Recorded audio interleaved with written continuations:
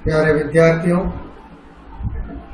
जैसा आपने पहले वीडियो में सर्किट एनालिसिस के बारे में मैंने आपको बताया था, उसके आगे आज मैं आपको मेरा दूसरा वीडियो आपके सामने रख रहा हूं। आशा है कि आपको इससे पहले वाले वीडियो से कुछ चीज़ें समझ में आई होगी। उसके आगे की अपन बात करते हैं। पहले अपने पास लूप तक अपन ने जानकारी ले ली थी कि लूप किसे कहते हैं, शाखा क्या होती है, जाल क्या होता है और ब्रांच से नोड संधि क्या होती है, ये अपन पहले देख चुके थे। अब इसके आगे अपन किरचॉफ के नियम के बारे में चर्चा करेंगे। किरचॉफ आप पहले पढ़ चुके हैं। किरचॉफ ने दो तरह के नियम दिए थे, एक तो धारा का नियम दिया, एक वोल्टता वाला नियम दिया। किरचॉफ के नियम के दो मूलभूत नियम हैं जो कि किसी नेटवर्क में लागू होते हैं, किसी भी जाल पर दिए गए जाल पर। ये नियम आवेश तथा ऊर्जा संरक्षण को प्रदर्शित करते हैं। इनकी सहायता से किसी भी कॉन्फ़िगरेशन के विद्युत जाल की शाखा में वोल्टता या धारा को ज्ञात किया जा सकता है। तो किरचॉफ के नियम दो नियम होते हैं। पहला नियम है धारा का नियम, Kirchhoff first law of current.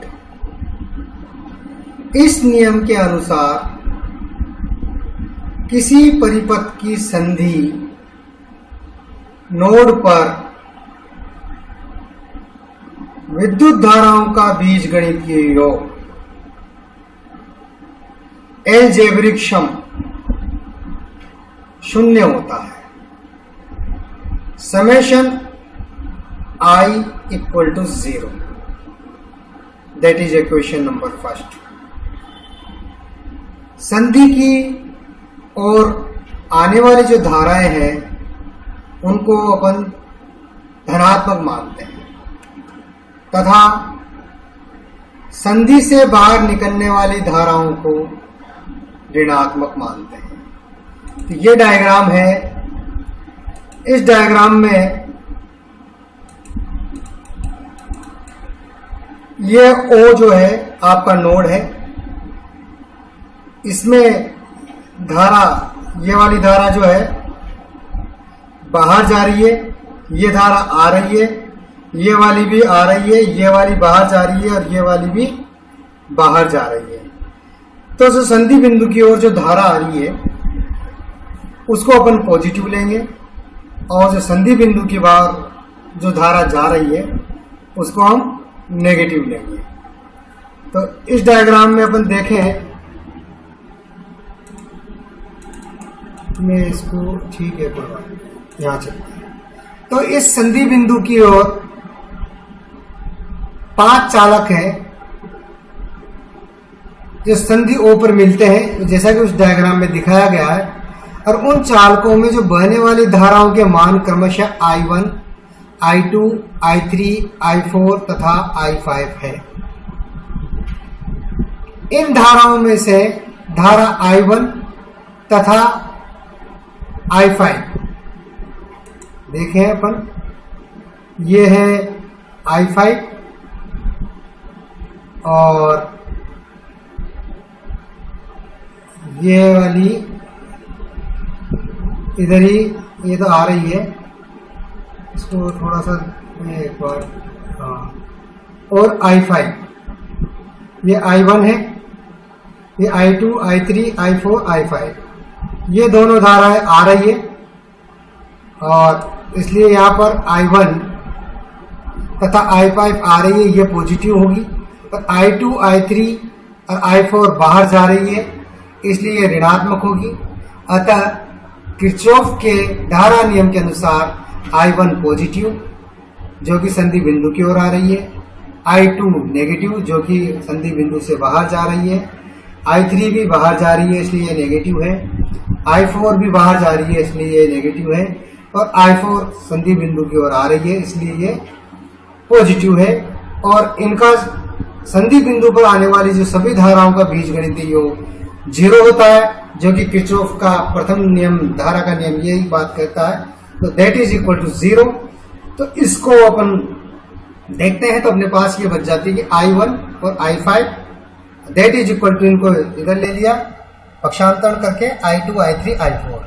तो इस प्रकार से संधि की ओर आने वाली धाराओं का योग तथा संधि से दूर जाने वाली धाराओं के योग के बराबर होता है। तो जितनी एम्पियर की धाराएं संधि बिंदु की ओर आ रही है और बाहर जा रही है, उन धाराओं के योग दोनों बराबर होंगे। इसको इस रूप में भी कह सकते हैं और इस रूप में भी कह सकते हैं कि summation of I equal to 0 होगा, अर्थात जितनी आ रही है उतनी ही बाहर जा रही है। इससे यह ज्ञात होता है कि किसी विद्युत परिपथ में स्थायी धारा प्रवाहित हो रही है तो परिपथ के किसी संधि बिंदु पर आवेश का संचय होगा।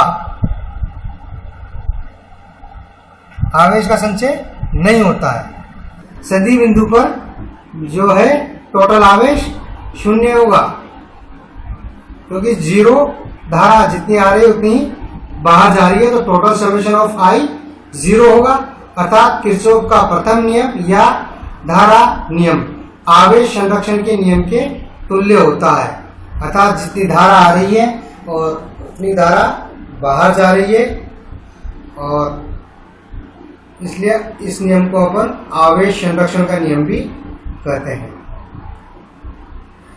किरचॉफ का द्वितीय नियम या किरचॉफ का वोल्टता नियम, इसको आप बड़ी सावधानी पूर्वक समझना, क्योंकि ये नियम, अगर दोनों नियम आपको समझ में आ जाएंगे तो सर्किट के बारे में अपन कुछ ज्यादा समझ पाएंगे। तो किरचॉफ के वोल्टता नियम के अनुसार किसी विद्युत परिपथ के बंद पाश में, यहां पाश के रूप में चलेगा, बंद पाश में निश्चित दिशा में चलते हुए एक डायरेक्शन होगी, उस दिशा में अपन को चलना है। वोल्टता का बीजीय योग 0 होता है। तो किसी विद्युत पाश में निश्चित दिशा में चलने पर वोल्टता का बीजगणितीय योग 0 होगा। इस नियम के लिए पास में निर्दिष्ट धारा की दिशा में वोल्टता पतन धनात्मक होगा। मतलब अब धारा की दिशा में चलेंगे तो वहां पर जो वोल्टता है वह पॉजिटिव होगी, वह विपरीत दिशा में वोल्टता को नेगेटिव ऋणात्मक लिया जाता है। उदाहरण स्वरूप एक ये डायग्राम दिया रखा है। इस चित्र में एक प्रतिरोधात्मक जाल प्रदर्शित किया गया है। इस पाश में प्रतिरोध R1 व R2 पर वोल्टता पतन क्या है, V1 है, यहां पर V2 है। जो धारा की दिशा में होने से ये क्या है, ये पॉजिटिव है, यहां से करंट इधर जाएगा तो ये धारा की दिशा यही होगी और ये आपकी दिशा रहेगी। तो ये दोनों धारा की दिशा में है, इसलिए V1 और V2 जो है वो पॉजिटिव होंगे। ये बैटरी लगी हुई है तो V1 V2 क्या होंगे, पॉजिटिव होंगे। और बैटरी वोल्टता आपकी E है, E1 है वह ऋणात्मक है, क्योंकि अपन यूं धारा की दिशा में चल रहे हैं। धारा की दिशा में चल रहे हैं तो ये नेगेटिव होगा विपरीत दिशा में, और ये आपकी यह आएगी E2, वह आपकी पॉजिटिव होगी। अतः इस पाश के लिए वोल्टता नियम के अनुसार संधि बिंदु A से प्रारंभ करने पर, यहां से अपन प्रारंभ करेंगे, आगे देखेंगे तो V1 V2 आपका पॉजिटिव आ गया, E2 पॉजिटिव होगा और E1 नेगेटिव होगा, दैट इज इक्वल टू 0। और ये इसको पक्षांतरण कर देंगे तो V1 plus V2 equal to E1 minus E2। Clear? अर्थात बंद पाश में वोल्टताओं के पतन का बीजीय योग उस पाश में उपस्थित विद्युत वाहक बलों के बीजीय योग के तुल्य होता है। अर्थात बंद पाश में जो वोल्टताएं हैं उनका बीजीय योग उपस्थित विद्युत वाहक बलों के बीजीय योग के बराबर होगा, जो कि ये समीकरण इक्वेशन आपको यही बता रही है। और E1 पॉजिटिव होगा, E2 नेगेटिव होगा। किरचॉफ के द्वितीय नियम को प्रयुक्त करते समय विद्युत वाहक बल के स्रोत से प्राप्त धारा यदि निर्दिष्ट दिशा में है तो वह विद्युत वाहक बल धनात्मक लिया जाएगा। अर्थात धारा की दिशा में जो भी विद्युत वाहक बल होगा वो पॉजिटिव होगा। यदि उस स्रोत से प्राप्त धारा विपरीत दिशा में हो तो विद्युत वाहक बल ऋणात्मक लिया जाएगा, जैसा कि डायग्राम में दिखाया गया है। इस प्रकार विद्युत वाहक बल E1 धनात्मक व E2 ऋणात्मक लिया जाएगा। इस नियम को आप बड़ी सावधानी से और अच्छी तरीके से ध्यान रखना, आगे बहुत काम आएगी सर्किट में। यदि परिपथ में केवल प्रतिरोध व विद्युत वाहक बल के स्रोत हो तो इस समीकरण व्यापक रूप में समीकरण 4 के अनुसार अपन इसको इस तरीके से ले सकते हैं कि समेशन ऑफ V अर्थात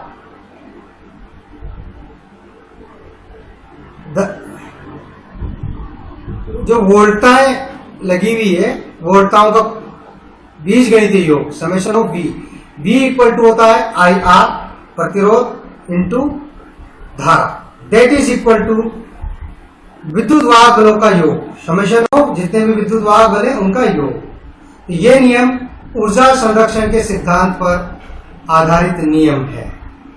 ठीक है, क्लियर? आगे चलें। अब वेरी इंपॉर्टेंट चीज है, इसके बाद में किरचॉफ के नियम की सहायता से परिपथ विश्लेषण। किस प्रकार से किरचॉफ की नियम से अपन कोई भी सर्किट है उसको अपन समझेंगे, विश्लेषण करेंगे। तो किरचॉफ के परिपथ नियम से विभिन्न जालों से संबंध समस्याओं को हल करने के लिए 2 विधियां प्राप्त होती है। पहली धारा के नियम के आधार पर विश्लेषण विधि नोड या संधि विश्लेषण विधि कहलाती है। दूसरी है वोल्ट का नियम पर आधारित विधि अर्थात विधि पाश या लूप विधि कहलाती है। इन 2 विधि के आधार पर अपन सर्किट का एनालिसिस करेंगे और हमको किरचॉफ के नियम के दोनों नियमों क्या इसके लिए बहुत आवश्यकता पड़ेगी। अब अपन बात करते हैं नोड या संधि विश्लेषण। जब परिपथ के विभिन्न नोड या संधियों पर वोल्टता या उनके मध्य विभवांतर ज्ञात करना हो तो यह विधि प्रयुक्त की जाती है। अर्थात अपना मुख्य उद्देश्य क्या हो कि 2 संधि है, संधि नोड पर उनके मध्य विभवांतर ज्ञात करना हो तो आपको नोड या संधि विधि का उपयोग किया जाएगा। इस विधि में प्रतिबाधाओं इंपीडेंस के स्थान पर प्रवेश्यता का उपयोग किया जाना सहायक होता है। सर्वप्रथम परिपथ का कोई भी नोड निर्दिष्ट मान लिया जाता है। या इंपीडेंस जेड से अपन डिनोट करते हैं इसको। ए जब प्रतिरोध के रूप में होता है और प्रवेश्यता 1/z जिसको कि अपन y से डिनोट करते हैं। तो सुविधा के लिए अपन कॉमन या संपर्कित ग्राउंड संधि को निर्दिष्ट संधि मान लेते हैं, उसे 0 वोल्टता बिंदु के रूप में प्रयुक्त करते हैं।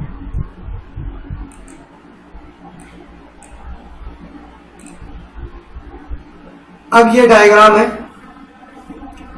इस डायग्राम में एक चीज स्पष्ट हो रही है, ओ जो बिंदु है इसको अपन ने ग्राउंडेड ले लिया है, इसलिए इस बिंदु को अपन संधि बिंदु मानेंगे। ठीक है, और इस सर्किट में यहाँ ये ई है विद्युत वाहक बल, ई बैटरी जो भी इसका पॉजिटिव आवेश, ये पॉजिटिव ऊपर है नेगेटिव नीचे है। यहाँ पर ये y1, y2, y3, y4, y5 ये प्रवेश्यता है जो कि 1/z होती है। धारा इस दिशा में बहेगी, यहाँ इसमें I1 धारा बह रही है। फिर ये बिंदु A है, ये बिंदु B है, ये इसके नोट है। यहां से I1 धारा यहां तक आई, फिर ये दो भागों में I2, I3 में डिवाइड हो गई, फिर भी बिंदु पर पहुंची, ये I4, I5 में ये डिवाइड हो गई। तो इस तरीके से अपन इस परिपथ में तीन प्रभावी संधियां हैं, A, B और O। तो O को ग्राउंडेड है, इसको अपन निर्देश संधि मान ले सकते हैं, पर केवल A और B पर बची अपन को बस A और B पर अपन धारा के नियमानुसार दो समीकरण प्राप्त किए जा सकते हैं, और ये समीकरण इन संधियों पर वोल्टाओं तथा अवयवों की है।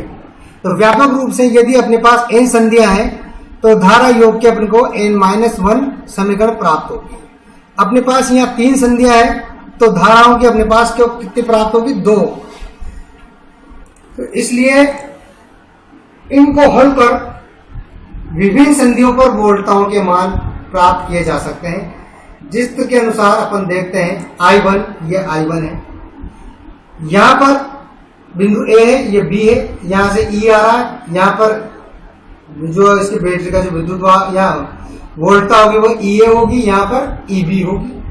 तो I1 का जो मान होगा वो यह वोल्टता ये हो जाएगा VA, I equal to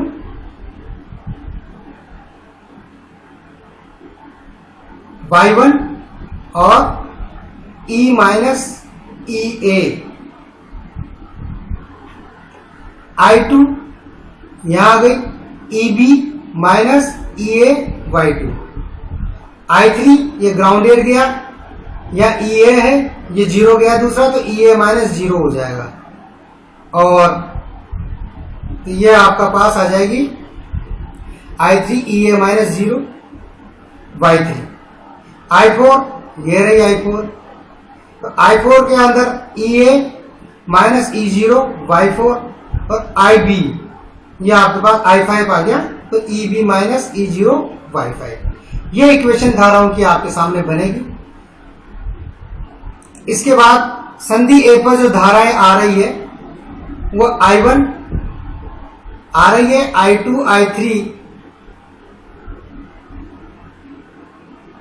I1 आ रही है, I2, I3 बाहर जा रही है। ये आपका संधि A पर धाराओं का बीजगणितीय योग लगाएंगे, तो इन I1, I2 का मान अपन यहां रखेंगे, तो ये आपको यहां रखने पर ये इक्वेशन प्राप्त होगी, और इसको आप थोड़ा सा हल करेंगे तो Y1 plus Y2 plus Y3 EA minus Y2 EB equal to Y1 E, ये आपको प्राप्त हो जाएगी इक्वेशन नंबर 1। इसी तरीके से संधि B पर I2 आ रही है, I4, I5 जा रही है, दैट इज इक्वल टू 0। इन दोनों को अपन मान रख करके हल करेंगे तो आपके पास ये इक्वेशन प्राप्त होगी, और इसको भी हल करेंगे तो Y2 EA minus Y2 plus Y4 plus Y5 EB equal to 0 प्राप्त होगी। समीकरण 1 और समीकरण 2 में केवल दो ही राशियां अज्ञात है, EA और EB।